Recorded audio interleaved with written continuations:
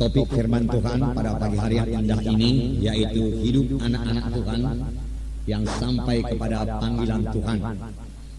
Jadi bukan hanya sekedar selamat saja, tetapi kita sampai kepada maksud Tuhan di dalam hidup kita.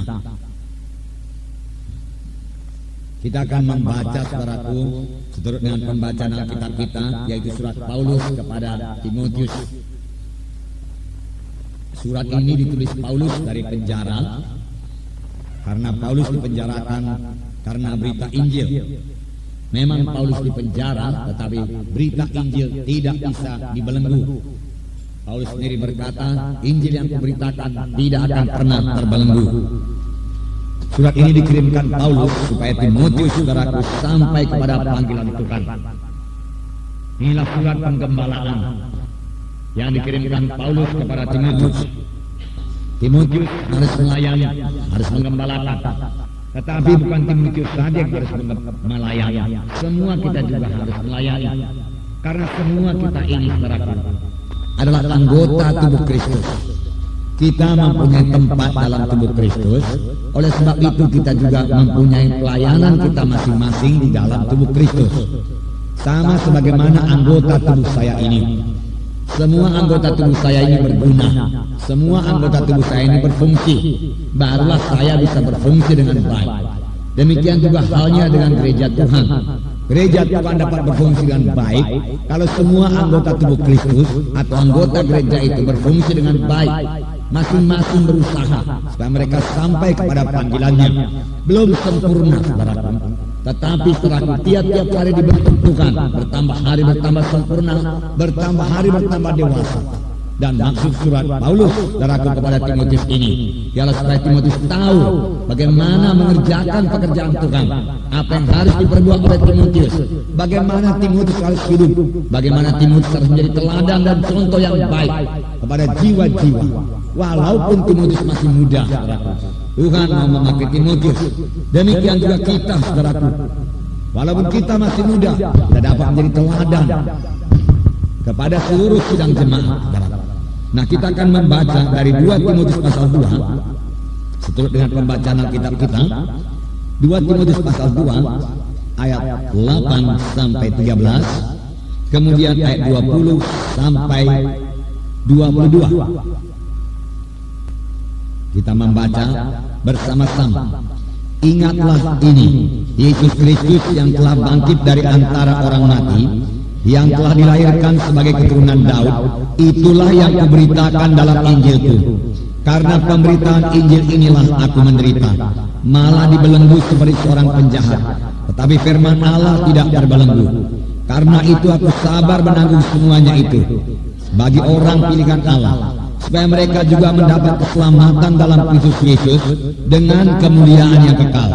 Benarlah perkataan ini, jika kita mati dengan Dia, kita pun akan hidup dengan Dia.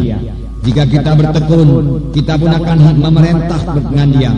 Jika kita menyangkal Dia, Dia pun akan menyangkal kita. Jika kita tidak setia, Dia tetap setia, karena Dia tidak dapat menyangkal dirinya. Ayat 20. Dalam rumah yang besar bukan hanya terdapat perabot dari emas dan perak, melainkan juga dari kayu dan tanah. Yang pertama dipakai untuk maksud yang mulia, dan yang terakhir untuk maksud yang kurang mulia. Jika seorang menyucikan dirinya dari hal-hal yang jahat, ia akan menjadi perabot rumah untuk maksud yang mulia. Ia dikuduskan, dipandang layak untuk dipakai tuannya, dan disediakan untuk setiap pekerjaan yang mulia. Sebab itu jauhilah nafsu orang muda, kejarlah keadilan, kesetiaan, kasih dan damai bersama-sama dengan mereka yang berseru kepada Tuhan dengan hati yang murni. Nah, di sini diterangkan supaya Timotius berhasil dalam panggilan Tuhan. Timotius juga harus mencek beritanya. Paulus mengatakan bahwasanya berita yang dibawa Paulus adalah berita Injil. Apakah berita Injil itu? Berita Injil itu yaitu berita tentang Yesus. Paulus mengatakan tadi, berita yang dia bawa adalah tentang Yesus Kristus yang telah bangkit dari antara orang mati, yang dilahirkan sebagai keturunan Daud. Itulah yang kuberitakan. Jadi Yesus anak Allah yang telah menjelma menjadi manusia. Tidak ada dosa dalam Yesus. Tetapi semua dosa manusia yang dipikulkan kepada Tuhan Yesus. Itulah sebabnya Yesus disalib karena kita. Inilah berita Injil. Inilah berita yang disampaikan Paulus. Inilah berita yang harus disampaikan oleh Timotius. Inilah berita kita juga, yaitu berita-berita tentang Yesus. Berita-berita tentang Yesus selalu diteguhkan Tuhan Yesus dengan tanda-tanda yang menyertainya. Kalau saudara, berita kita kurang dari tanda-tanda yang menyertai, perlu kita mencek kembali berita apa yang kita beritakan. Karena Tuhan Yesus hanya meneguhkan berita yang kita beritakan. Begitulah baiknya Tuhan itu, saudara. Kita membaca pada waktu Tuhan melayani di bumi ini, saudara, maka jiwa-jiwa menerima kuasa Tuhan. Tetapi dari manakah mereka menerima kuasa Tuhan? Dari iman. Dari manakah datangnya iman ini? Iman datang daripada pendengaran akan firman Tuhan. Seorang perempuan yang sakit 12 tahun dalam Markus 5, saudara sudah mengetahui ceritanya.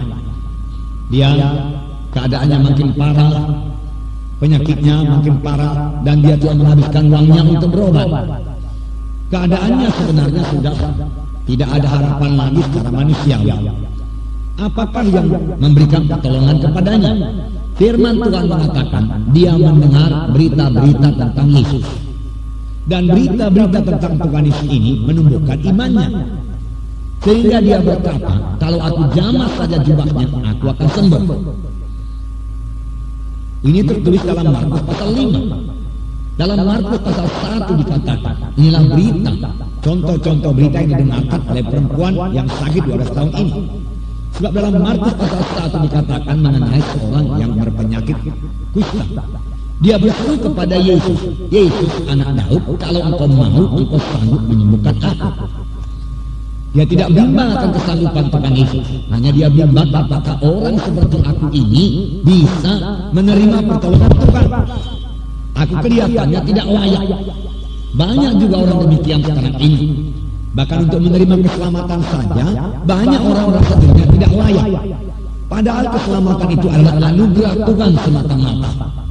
Anugerah yang diterima dengan cuma-cuma, tidak usah dibayar. Keselamatan sudah sedia, tetapi kita harus mendengarkan berita Injil. Yesus menjawab pada orang yang sakit kusta itu, aku mau, jadilah engkau tahir. Kemudian hati Yesus tergerak oleh belas kasihan, lalu mengulurkan tangannya dan menjamah orang kusta itu, dan orang itu sembuh ketika itu juga. Inilah macamnya berita yang didengarkan oleh perempuan yang sakit 12 tahun ini, sehingga berita itu menimbulkan imannya. Berita-berita tentang Yesus. Sampai sekarang, saudaraku, berita-berita tentang Yesus ini, saudaraku, perlu diberitakan dan harus diberitakan. Inilah yang kami beritakan dalam KKR. Kita memberitakan Yesus penampun dosa.